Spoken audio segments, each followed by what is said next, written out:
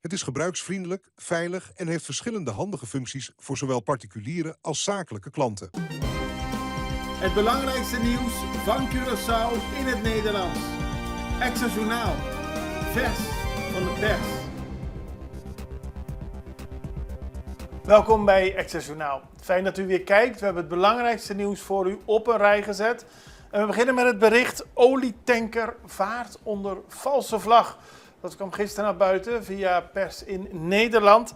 Daaruit kwam naar voren dat de olietanker, de MV Regina, die op 14 januari hier op Curaçao in Bullenbaai kwam en daar Venezolaanse olie vervoerde, die hier opgeslagen wordt, dat deze vaart onder een valse vlag, geen transponder had aanstaan en olie vervoerde terwijl het op de Amerikaanse sanctielijst staat. Daarmee was het schip in overtreding voor de internationale regels voor de zeevaart. Dat zegt de hoogleraar, emeritus hoogleraar internationaal recht Fred Soons tegen het NRC Handelsblad.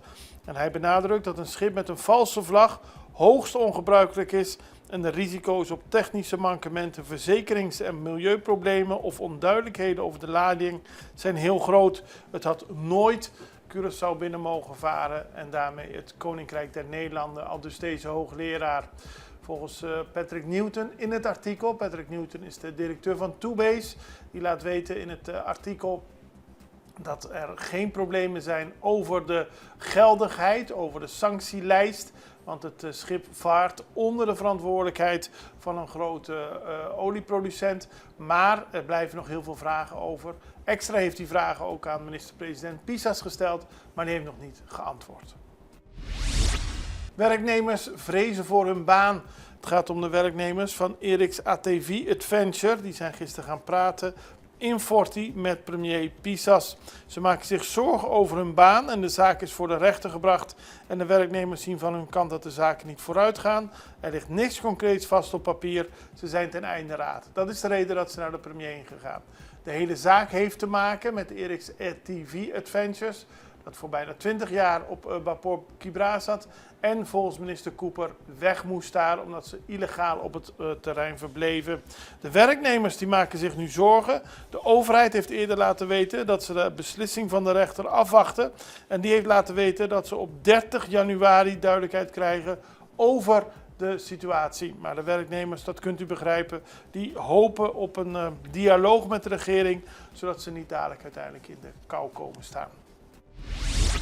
De Andrade doet aangifte tegen Van Heidoren. Politicus Elvis de Andrade van de partij Unión y Progreso heeft gisteren aangifte gedaan tegen de huidige minister van Onderwijs, Wetenschap, Cultuur en Sport, Citré Van Heidoren.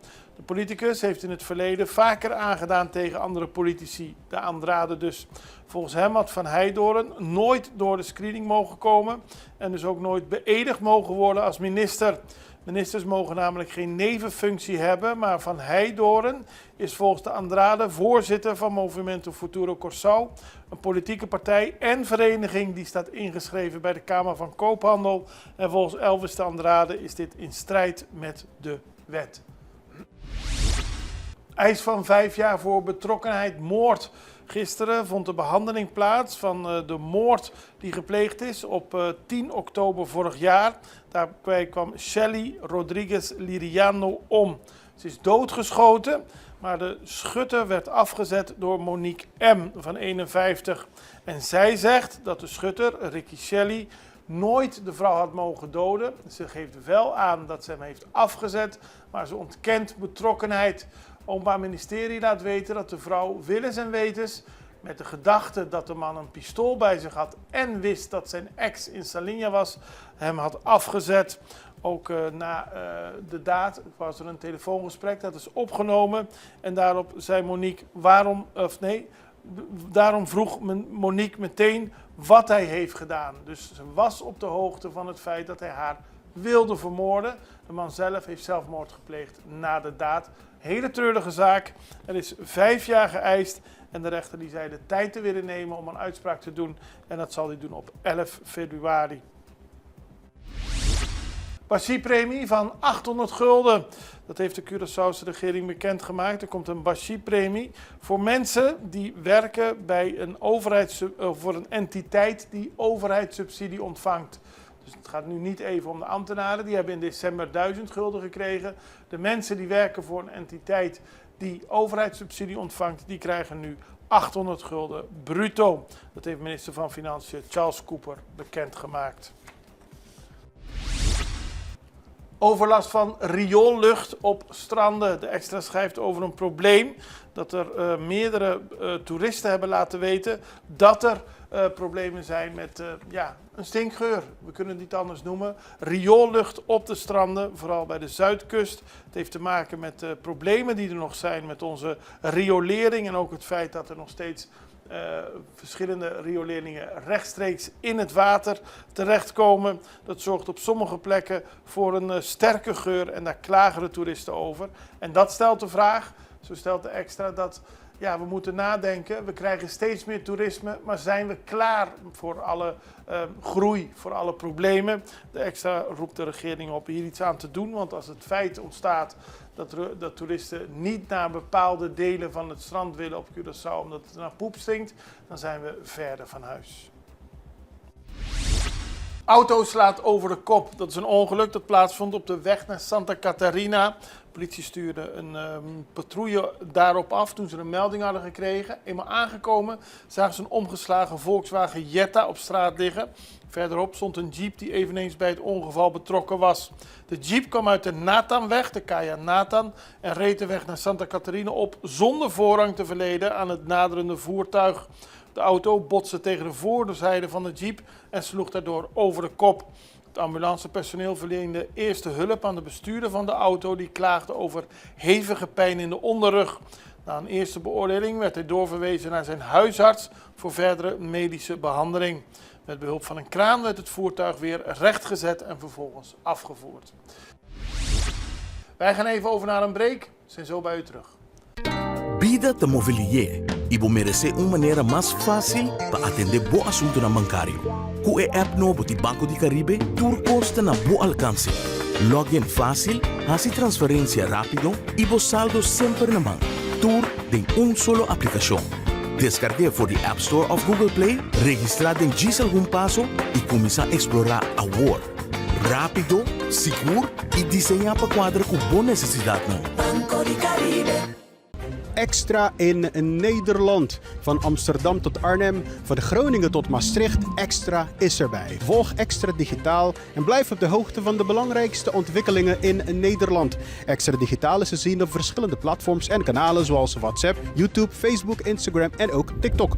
Wilt u ons op de hoogte brengen van een evenement of iets doorgeven? Neem contact op via WhatsApp, e-mail, Facebook of bel gewoon 06 1364 2945. Volg of abonneer je op Extra Digitaal. Klik aan en volg ons.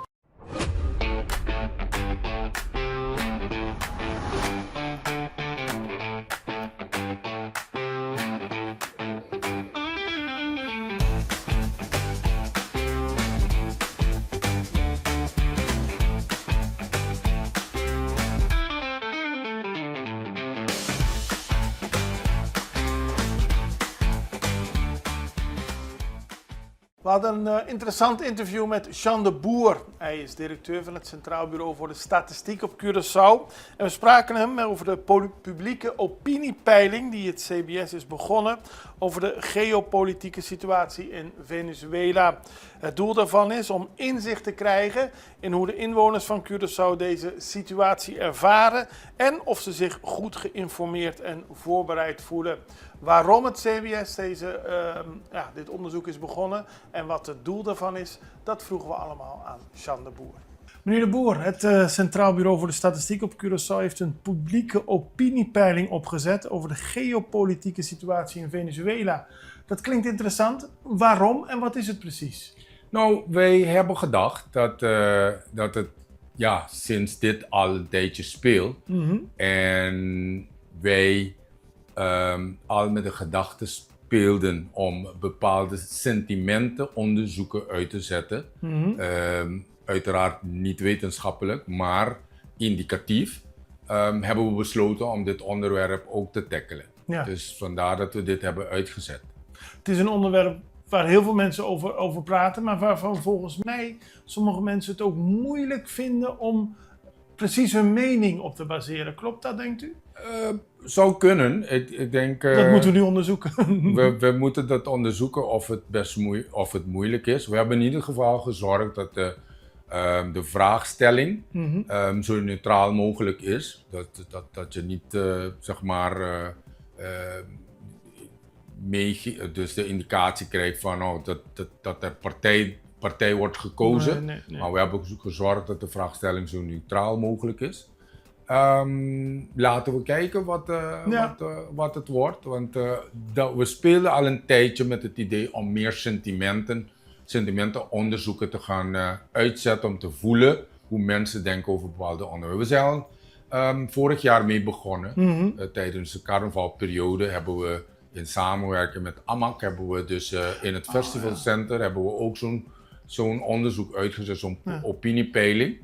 Hebben we uitgezet om te kijken van hoe mensen omgaan met carnaval en hun besteding ten opzichte van carnaval.